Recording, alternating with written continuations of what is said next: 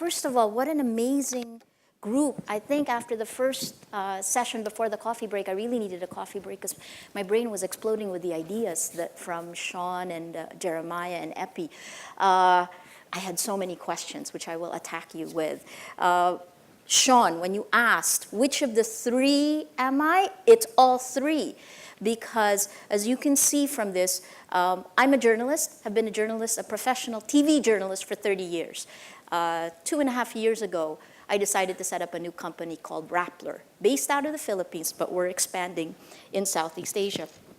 I will show you from what Epi said, you can either be in crowdsourcing for the money, you can have more efficiency, or you can make the world better.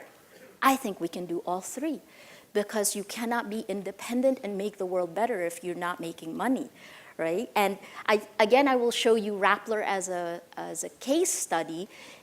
From year 1 to year 2, we made more than 150% in terms of gross revenues. The amount it takes to start up a new company is very small. If you talk about just CapEx for a traditional news group for television, used to run ABS-CBN, which is the largest television multimedia company in the Philippines. $2 million is an easy year for CapEx. I started Rappler with $150,000. And at the end of a year and a half, we were the third top news site, online news site in the Philippines. So let me start with that. Bayanihan is a Filipino word. I think it's the 21st century crowdsourcing. Bayanihan in Tagalog is, in the past, in tradition, the community would rise up. If you needed to move your house, all the men and women who could help, the men would really lift the home, and you would work together as a community to move the home to where it needs to go. So it is all about community, right? Bayanihan. In the Philippines, that's what crowdsourcing is, and Rappler, I'll show you how it comes together. The four things, this is kind of a different way of looking at Jeremiah's presentation, looking at it in the technology that's available, but through an information seeder's perspective, through a journalist's perspective. It was very difficult 2 years ago to make up a name. As a journalist, you don't make things up. You don't make up a name, right? So we had a big debate. And again, take a look at the makeup of Rappler. There were 4 or 5 of us who were professional, traditional. We'd written books and knew our stuff as journalists, but yet the people we hired were 20-somethings. Because they knew digital in a way we didn't. And it was the mix, that I think, that made it work. So we made up the word, Rappler. Rap, a throwback to the 80s, my time, to talk, plus ripple, to make waves. And again, our core is still there. It's professional journalism, but as you know, bloggers have changed it, social media has changed it. And so that means the tone is different. We moved from the world of authority, where we had the power, and boy, how I long for the old days when journalists were gatekeepers. Today, we are not, which means we can't ever sleep. Today, we have to move from authority to authenticity. And professional journalism has changed, the tone. Of course, the next step that you throw in is technology, and the last is the crowd. Wisdom of the crowds can turn into a mob like this. And it is very volatile. If I think about it as a religion, I think about it more like Buddhism, because it's samsara. You've got to go with the flow.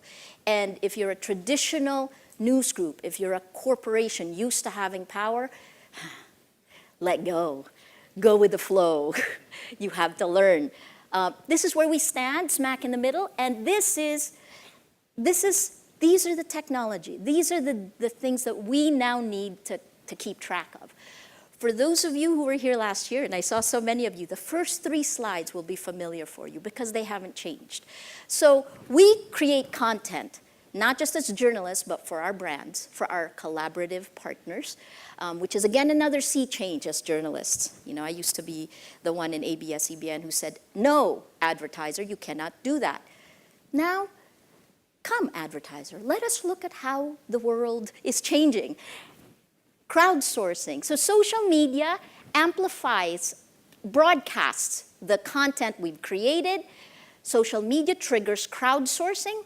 And then crowdsourcing, when you take a look, I think I don't have to define crowdsourcing. We all take that small step, and those small steps are data points. You can take all the data points together, and you've got big data. That insight you funnel right back into the mix so that you create the community you want. I'll show you specifically in Rappler what it is. And this presentation will head towards disaster risk reduction, crowdsourcing for disaster risk reduction. So you know where I will end with this. But this is what we look like. We focus on video. I spent nearly 20 years with CNN running Southeast Asia. I do TV. But what is TV on your mobile? These are the questions we try to answer. It's very different. But video is 75% of what your viewer will remember, not what you write and not what you say. We patented a user engagement model which uses social media, crowdsourcing, and big data. Every story on Rappler has a mood meter. The moods were determined in the Philippines by a group of psychologists and sociologists. They were the guys who do the surveys. And you vote on every story. So let's say I vote happy. Then we have a mood navigator, which aggregates all of the votes. The mood navigator is in the middle of our front page. It will show you the top 10 stories of the day. You can filter through moods what stories. If you don't want to be angry and you only want to see inspirational stories, click Inspire and you will see the top 10 stories that have gotten the moods. And it crowdsources the mood of the day, right? So it's a crowdsourced mood of the day. It's a metric is too strong a word, crowdsourced mood of the day. And then you take all those data points and you punch them together. You can look at the month in moods, you can look at the year in moods, you can look, it's actually a very great thing that our advertisers like. I look at the month of May in 2013 in moods because we had elections. We had midterm elections. And in this one, you can see the votes were 77% happy. Green is happy, angry is red, purple is annoyed. What's interesting is it's very happy leading up to Election Day. Election Day is May 13th, which is here. And at that point, it became very angry. Filipinos got angry because the results we had automated, the second time we've had automated elections, and the results seemed stuck. So they voted really fast, angry, annoyed. When the winners were announced here, we got very happy. Look at that. Inspired the day before and then happy. And then at the end of the month, there's this spike of red, which had nothing to do with politics. We had a very well-known comedian with one of the top networks. Her name is Vice Ganda. Actually, she. I'm not being politically correct. She is. Okay. Vice Ganda is her name, and she cracked a joke about rape about one of our top broadcasters, Jessica Soho, who's a little heavy. It made Filipinos very angry, that spike of red that's there. Let's look at big data. So that's crowdsourcing. That's a limited crowdsourcing right there, immediate. And it's something that drives engagement on our site. This is big data. What is it? It's actually the results of our elections in May 2013. We partnered with the Commission on Elections. They gave us the data as it was coming in. The x-axis is actually the PCOS machine, the voting machine, and the y-axis is the per hour from the time the votes closed to the time they transmitted. These, the dark ones are transmission, and when you see white, it meant there were no transmissions. So you can see this big glop of white in the middle. When I saw this, I thought there's cheating going on. There was some cheating. The data can also show you that 71 precincts had 100% voter turnout. They were all in ARMM, the autonomous, region of Muslim Mindanao. So this is interesting, but it doesn't mean anything to you, right? Part of our job now as journalists is to turn that into something like this. And I think this took us 6 months to figure out. We've got to work with data now, journalists like us.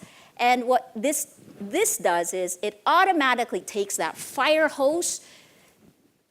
you're talking about roughly 200 million streams of data every 20 minutes. Because you're talking about 80,000 positions that are up, 54 million voters, right? So this automatically took the fire hose, and then depending on who was in front, these guys changed places. And then the part that I love the best for Philippine democracy, you can go to any candidate and know where every single vote came from. I think that kind of granular detail is, imagine if we had it in Florida during Al Gore's time. You know exactly where every vote came from. I think that's revolutionary. But there's no bigger data than social media. So let's look at social media. Facebook, more than 10 million photos uploaded every hour. How do you treat social media as a content creator? I look at them as data points. We click a like button or leave a comment nearly 3 billion times per day. On YouTube, we have 800 million monthly users who upload over an hour of video every second. A second, an hour. You're never going to be able to watch all of it. What are you going to do with it? And then on Twitter, number of tweets grows around 200% a year. And by 2012, I have to get a later figure than this, it exceeded 400 million tweets a day. It's far more than that now. You can visualize it. So the other thing that you can do with this, with the big data that you have from when I showed you this chart, right, is you can pull up and see God's eye view. And this is what it looks like. It's not a Rorschach test. This is actually human behavior on social media, on Twitter specifically. They're Twitter maps of key events. And the reason I always go back to this slide is when we did this, when I saw this, it made me decide it was time to put up Rappler. Because these are all in 2011. March of 2011, the Fukushima reactor incident, the earthquake in Japan. When you pull down #Japan on Twitter, you see the way people behave during crisis, which is we form hubs around sources of information, the same way Filipinos behave, the same way Singaporeans behave. B, #GOP is before the last US presidential elections. And that is behavior of millions of Americans who were tweeting, and their behavior shows you how divided they were between Mitt Romney and Barack Obama. You couldn't make it up. You don't even have to survey them. You just look at their behavior. #Egypt, that is what a revolution looks like. And you can see the difference here.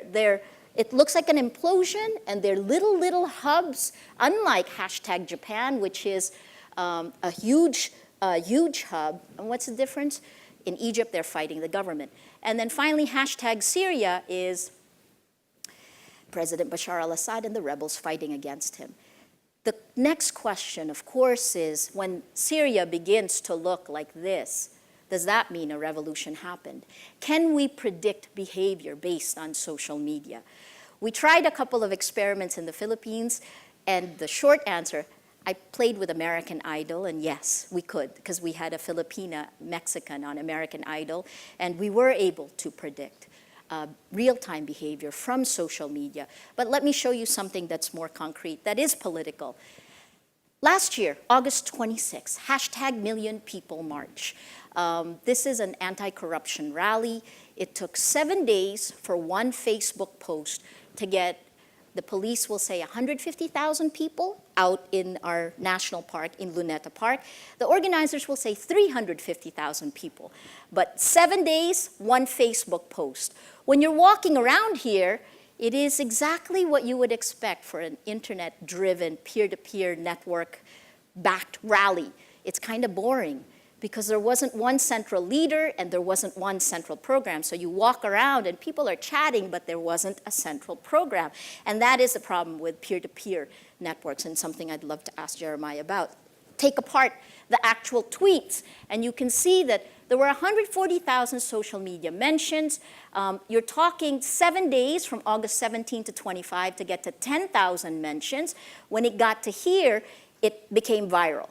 And in that next 24 hours, this is 11 a.m. on August 26th, the day of the protest, and that peak was about 2 hours before you had the most number of people out on Luneta Park. So it did predict how many when the biggest crowd was going to be there, just 2 hours earlier. This is what it looked like when we mapped it. It looks like a mess. Peer-to-peer driven networks need to be organized. And I think that's part of the role of journalists today. We provide the structural frameworks. And if we can understand the way social networks behave, I want to ask Sutichai in Thailand, for example, we can help provide structural narrative for action points. And that connects to Jeremiah's. These communities, the different colors are different communities, they've actually galvanized more into distinct communities now. So this was August of 2013. We're a few months after that. I'll show you what we did with Rappler. Alexa is publicly available. It's a ranking system. Again, we're very small. We're less than 100 people. We're 80 people. And yet, in the top 500 sites of the Philippines, this is the ranking. Number 1 is Facebook. Number 2 is Google. The first, the highest, the number 1 news group in the Philippines is the Philippine Daily Inquirer. John Neri is here from the Inquirer. ABS-CBNnews.com was something I used to run. It's number 2, and it's television. So you've got print, number 1, television, number 2, and Rappler's number 3. And that's insane. I wouldn't have thought that possible, but social media and crowdsourcing pushes that. The world is changing. I'll leave you with the global ripple before I go into disaster risk reduction. This is a campaign we did with P&G, with Pantene. You guys know their bias against women ad that they did. They released the ad here, November 8th, and the Philippines is a pink, this pinkish thing, right? We came in, P&G asked us to do a survey to show the way Filipinos, men and women, behave. What do they think about women in today's workforce? So we did a survey in the National Capital Region, supposedly our most progressive parts, and we did a forum. When we did the forum, you can see the spike here. But what was interesting is the global ripple after that. So there was a spike globally. Again, what we did is we live streamed, we live tweeted, we live blogged. That spike globally triggered a lot of other reactions here if we were to drill down. Other news groups picked it up. And this big spike, which is in the United States, is nothing we could have done. That is Sheryl Sandberg, the COO of Facebook, who posted the campaign on her Facebook wall. It took all of it with it, and the ripple continues.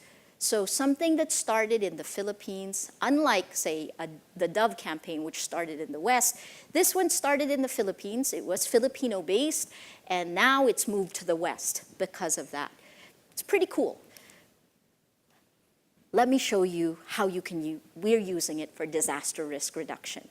This is Yolanda.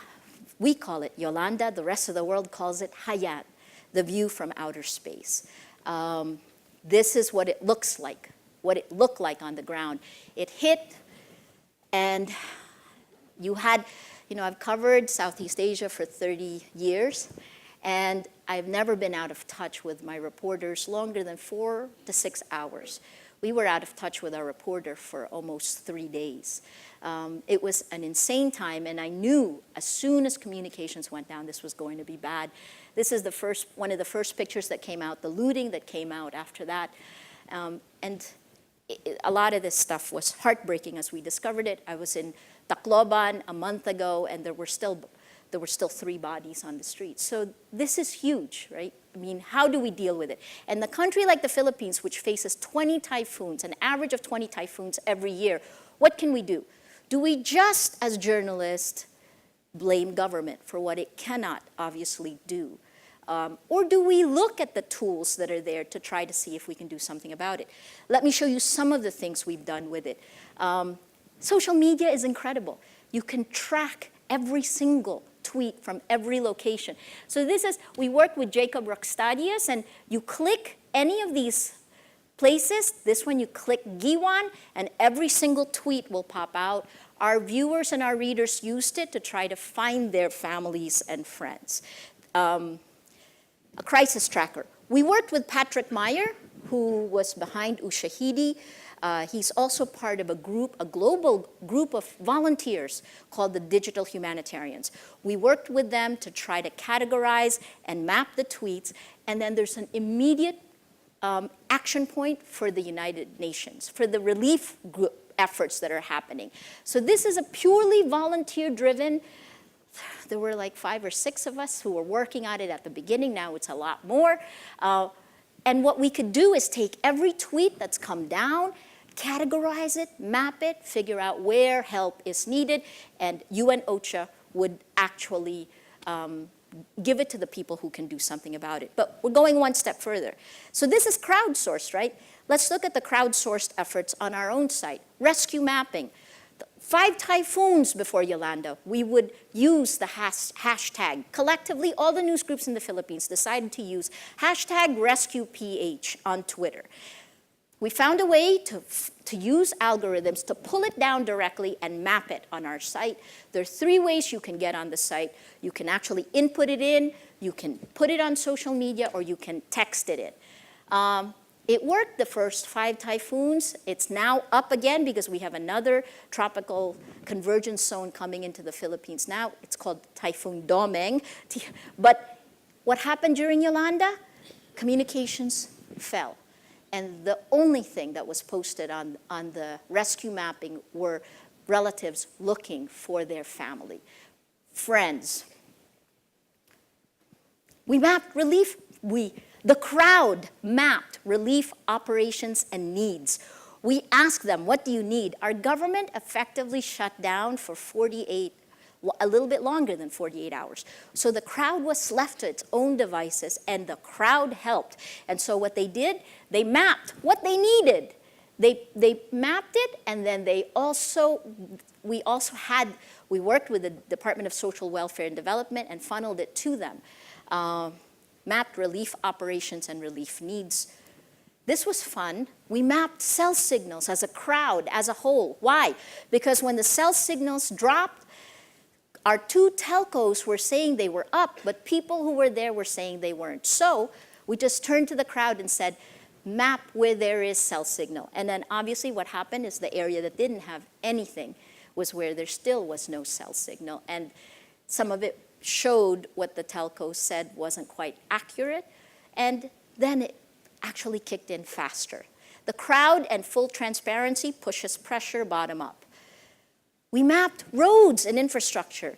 24 hours after the typhoon, I sent a team down with our IPSat van to drive through, and as they were going through, they actually would look at the roads. They mapped where the roads were passable, not passable, and where towns had power and no power. And then we asked our crowd to map it with us, and they did. This is the last part before I show you the state of Project Agos now, which is our disaster risk reduction crowdsourcing effort. We worked with Facebook and Google. In the first 12 hours after the typhoon, both of them sent engineers to help us do the coding so that we can use technology to try to help people find their families and friends. And it was really cool because the government couldn't do it. They were overwhelmed. So what we did is we had people on the ground. Facebook and Google didn't have to have people there. We had our guy on the ground snap these photos. We uploaded them, but they automatically uploaded simultaneously on Google's Person Finder and on Facebook. And because, remember, Facebook has facial recognition. In fact, their guy, Elmer Soto, who's based in Singapore, came down to Manila, and we did a 12-hour hackathon to put it together.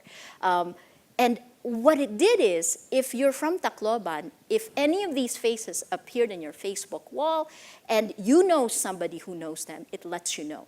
And a few people actually wrote us about it. So this is awesome stuff. I'll leave you with what the site looks like today. It's in play, but we're still building it. We're working with Patrick Meyer and his group in Doha to look at, we're actually building on top of their open source. It's very, very cool to see what open collaboration can do globally. We think disaster risk reduction needs to be much more holistic, and it cannot be left to government. So we do before, during, and after. What I showed you is the during part, but before, if you live in the Philippines, Singapore, you don't have this problem as much here, but if you live in the Philippines, there are hazard maps that are there. It took us 8 months to get all the hazard maps together, though, because of all the vertical silos. But now you can go in and figure out what hazards are where you live. I'll leave you with a video of the way we can use technology now. And one of the things that we're trying to do is to prepare, just in case cell signals go down again. Again, that's never happened in the 30 years that I was reporting there, except that one time. But I'll leave you with this video. This is putting the crowd, bottom up, real-time reporting, real-time need, with top-down governance, top-down workflows. So the first responder is actually on the site. The video you will see is user-generated content. It was from Typhoon Pablo. Here you go.